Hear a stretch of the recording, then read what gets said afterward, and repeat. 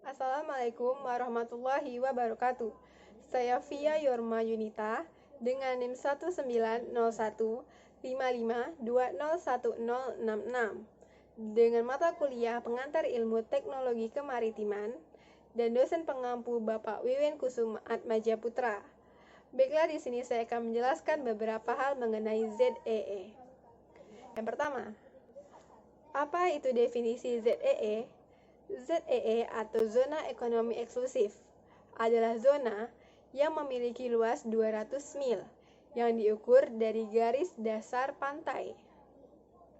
Pada zona ini, negara pantai berhak memanfaatkan seluruh sumber daya yang berada di dalamnya, menerapkan kebijakan hukum yang berlaku, kebebasan bernavigasi, terbang di atasnya, bahkan penanaman kabel dan pipa di dasar laut.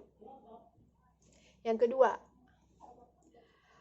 gambar mengenai pembagian batas wilayah Indonesia yang berhubungan dengan ZEE. Nah, untuk gambar, kita lihat berikut ini. Nah, pada gambar tersebut terdapat zona laut teritorial sepanjang 12 mil yang diukur dari garis dasar pantai. Kemudian ditambah dengan zona tambahan, zona ekonomi eksklusif sepanjang 200 mil dan lautan lepas. Yang ketiga, apa sajakah keuntungan, kerugian, hak dan kewajiban bagi negara yang memiliki ZEE? Keuntungan bagi negara yang memiliki ZEE, yang pertama, negara berhak memanfaatkan sumber daya alam yang terkandung di dalamnya. Yang kedua, membantu dalam memelihara dan mempertegas batas wilayah suatu negara. Yang ketiga, dapat melakukan penelitian dan pengembangan pada sumber daya alam yang tersedia. Yang keempat, dapat menambah pemasukan negara jika wilayah tersebut dimanfaatkan dengan baik. Dan yang kelima, menambah luas wilayah suatu negara menjadi semakin besar. Kerugian bagi negara yang memiliki ZEE, yang pertama, sulitnya mengontrol keamanan pada batas wilayah karena terlalu luas dan semuanya berbentuk lautan. Yang kedua, pulau-pulau kecil akan tenggelam karena semakin mundurnya garis pantai, efek dari global warming. Yang ketiga, sulitnya transportasi antar pulau, terutama pada saat angin kencang dan gelombang tinggi, sehingga ekonomi pada wilayah tersebut terhambat. Dan yang keempat, sering terjadinya klaim suatu wilayah yang belum jelas statusnya. Hak bagi negara yang memiliki ZEE.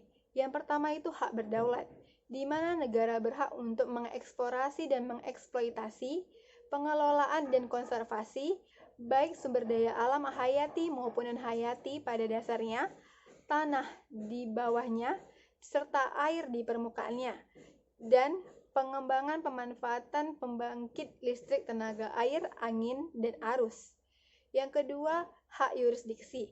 Ini berkaitan dengan instalasi dan bangunan, pembuatan dan pengelolaan pulau-pulau buatan, melakukan penelitian ilmiah yang berkaitan dengan kelautan, dan kelestarian lingkungan. Dan yang ketiga, hak-hak lainnya yang diatur di dalam hukum laut yang berlaku. Kewajiban yang harus dipenuhi oleh negara yang memiliki ZEE. Yang pertama, berusaha untuk pemanfaatan jumlah tangkapan ikan secara optimal dengan menentukan jumlah tangkapan ikan yang diperoleh. Yang kedua, menjalin kerjasama dengan negara lain mengenai pengembangan bentuk atau jumlah ikan yang sama dengan daerah yang berada di zona ekonomi eksklusif. Dan yang ketiga, menggalakkan pengoptimalan wilayah lautan sehingga bisa menambah pemasukan suatu negara. Yang keempat, apakah Kepri termasuk ke dalam kawasan strategis ekonomi nasional? Ya, Kepri termasuk ke dalam kawasan ekonomi strategis nasional, karena kawasan strategis ekonomi nasional adalah kawasan yang tata ruangnya diprioritaskan karena memiliki pengaruh yang sangat besar secara nasional terhadap kedaulatan negara, pertahanan dan keamanan negara, ekonomi, sosial budaya dan lingkungan, pendayagunaan sumber daya alam, dan teknologi yang tinggi. Salah satu wilayah di Kepri yang memiliki pengaruh yang sangat besar secara nasional adalah Kota Batam. Karena Kota Batam memiliki keunggulan wilayah yang strategis, dekat dengan perbatasan beberapa negara. Infrastrukturnya sudah mendukung dan ekonominya sudah tinggi, sehingga berpotensi untuk berinvestasi guna meningkatkan ekonomi negara. Nomor 5. Carilah video paparan mengenai pembagian zona wilayah Indonesia. Nah, untuk videonya, silakan lihat video berikut ini. Negara Kesatuan Republik Indonesia miliki peta baru.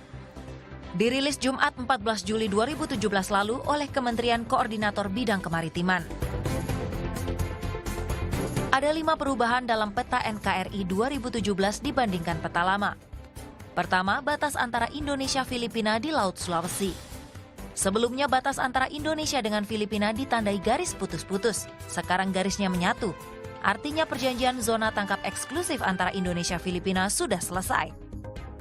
Kedua, penggantian nama Laut Cina Selatan menjadi Laut Natuna Utara. Pada peta lama bernama Laut Cina Selatan. Di peta baru, Indonesia pertegas wilayah yurisdiksinya dengan menamai laut di utara Kepulauan Natuna sebagai Laut Natuna Utara. Ketiga, perbatasan dengan Palau.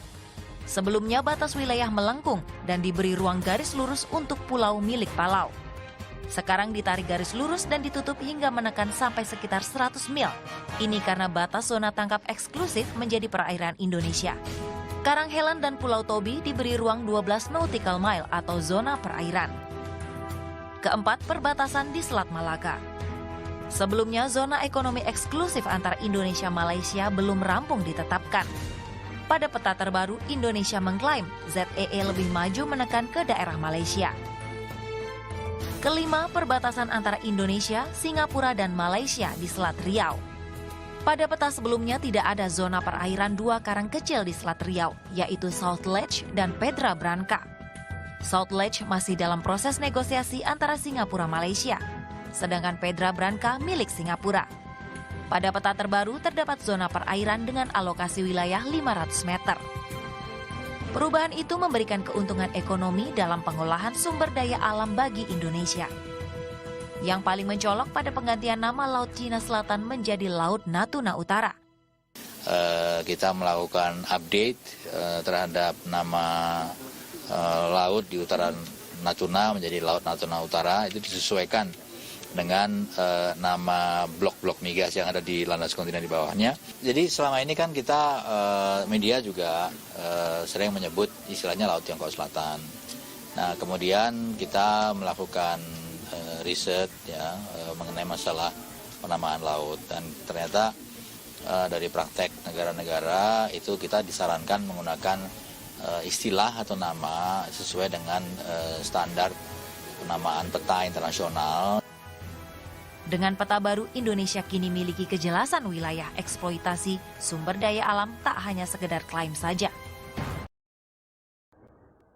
Nah, dari video tersebut dapat ditarik intisari atau kesimpulan perbedaan peta wilayah Indonesia yang dulu dengan yang sekarang. Perbedaan peta wilayah Indonesia yang dulu dan sekarang membuat Indonesia kembali mempertegas zona pembagian wilayah Indonesia. Dua dari perbedaan tersebut yaitu yang pertama, perubahan nama Laut Cina Selatan menjadi Laut Natuna Utara.